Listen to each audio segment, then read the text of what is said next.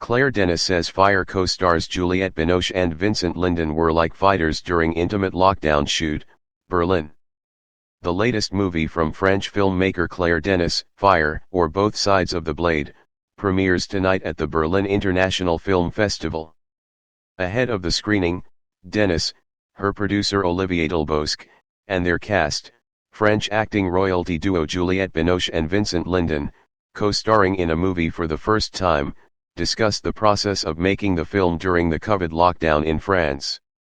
"The only way we could communicate for a few months was by telephone," said Delbosque on the development process, which involved Denis writing the screenplay with Christine Angot. "We only got together visually when we had the first version of the screenplay. There was a trust. We could go very far without being afraid. It was only possible because Juliette and Vincent were like fighters, and me and Eric Gauthier cinematographer were running after them. There was one take, 2 takes, never more.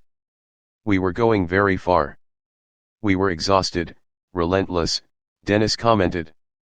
"I think we were quite brave to make this film. It's a very tricky film, it wasn't simple for any of us. It transformed us, shook us, we didn't remain the same. The result is the film you see," added Binoche.